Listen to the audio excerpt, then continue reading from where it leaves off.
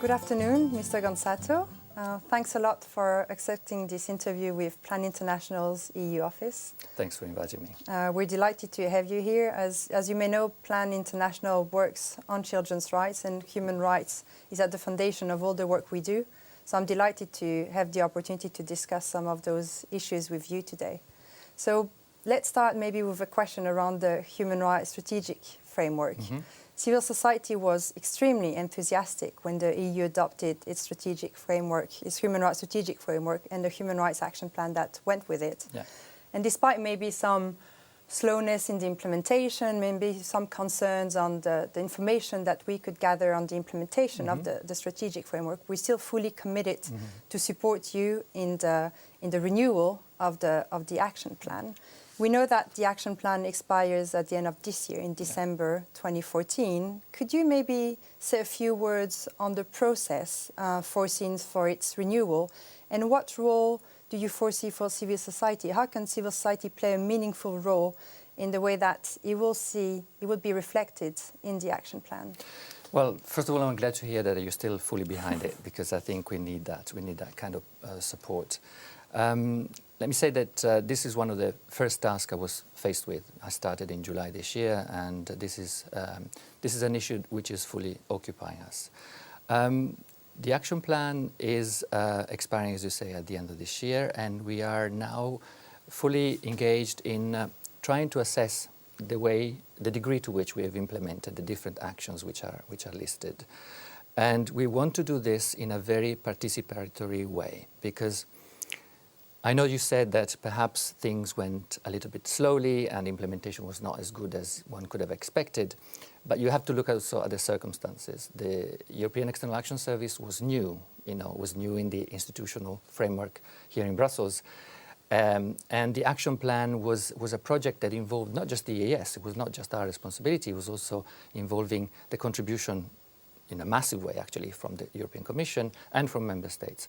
So it was difficult at the beginning for the US to make sure that we had the support and active participation of all these stakeholders, and that they felt that it was also their own responsibility to ensure that this was a success. And that's why now we really like to bring in all the different stakeholders, make the assessment a joint enterprise, and ensure that we extract from this exercise together the lessons learned that will help us design the new action plan. Now, civil society. I'm told, because I wasn't there, but I've been confirmed that civil society organizations here in Brussels were involved in monitoring the implementation of the action plan throughout, since its adoption in 2012 on a regular basis. And, one of the first things I did, in fact, I wasn't even officially appointed director, was to participate in a lunch organized by some PSC ambassadors with the Troika, the so-called Troika of the Human Rights and Democracy Network, to discuss precisely this.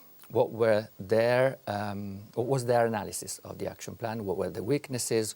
What were the areas where we needed to do more? So from my side, it's clear that we need your input. And my intention is that once we have completed this first round of internal assessment that we are doing jointly with the Commission, that we will turn to civil society organizations and look with them at those aspects which we need to address more strongly in the new action plan.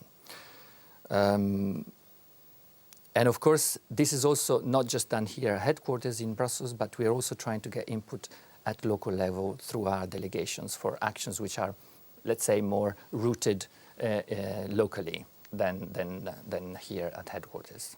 Which is, of course, very important to also engage at the local level. Indeed, yes. Now, the current action plan isn't very strong on children's rights and was rather issue or activity focused. How will you ensure that child rights feature in a more comprehensive way this time around? And just generally speaking, that the action plan as a whole is more strategic. Yeah, I mean, I'm not sure. I agree with your point that perhaps the action plan is not so strategic.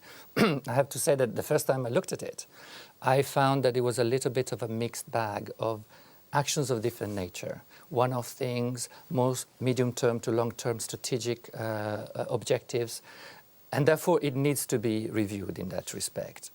I'm not sure I agree, though, with the fact that you say that there's not enough focus on children. We have 4 actions specifically on children and 2 additional ones which are on female genital mutilation and on early and forced marriages. So there are quite a number of actions which concern specifically children and girls in particular, but one shouldn't also think that simply because they're not listed in the action plan that we are not paying sufficient attention to these issues. Particularly with a view to the next action plan, I would like to avoid the impression that the action plan is our work program. So it's a list of the things we do in the EEAS and with the Commission and with Member States. It is not meant like this. It's not meant to be an exhaustive list of all our areas of activities.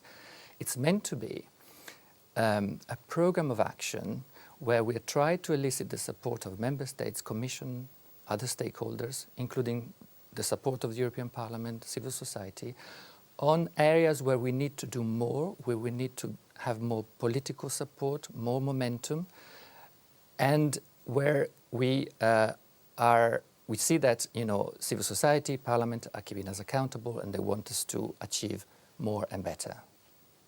So now let's have a few questions around girls and women. Girls is one of PLAN's core areas of work, and in the framework of the International Day of the Girl, we've organized a European Week of Action for Girls. Yes. Despite some hard-won gain towards gender equality in the past 15 years, girls and women across the world continue to be most affected by poverty, injustice, and discrimination.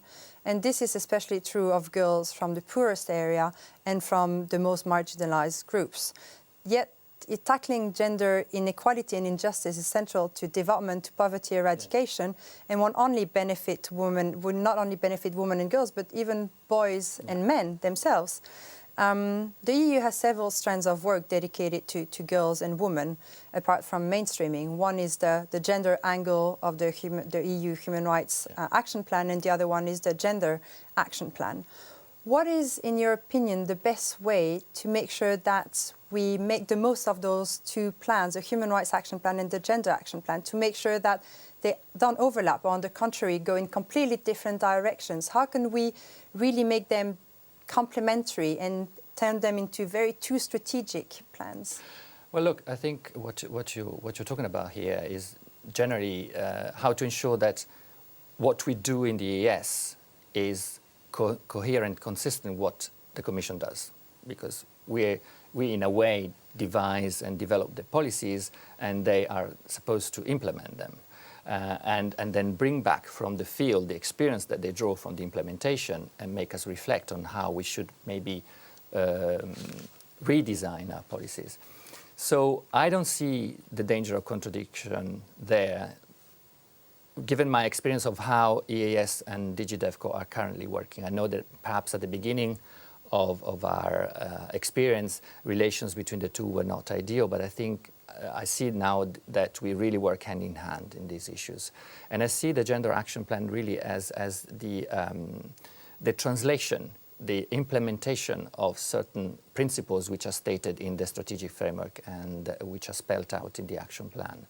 So for me, the fact that the Council recently asked us to now look at the next Gender Action Plan, the 2016-2020, is really a welcome initiative, because the Council tasked both the EEAS and the Commission to do it. So it's a joint enterprise.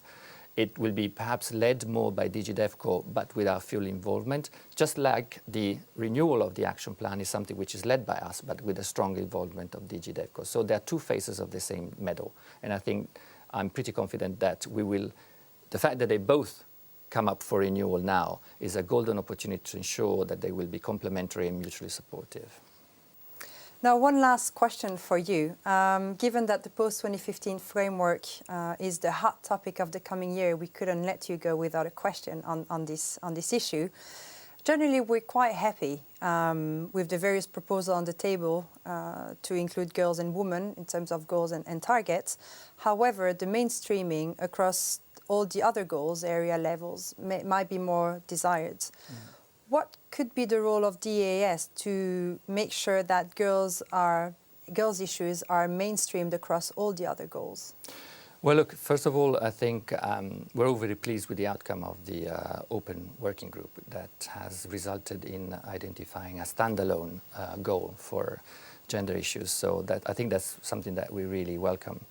And as you know, this has been followed very closely by the EEAS, not directly by my directorate, but the other director in my department.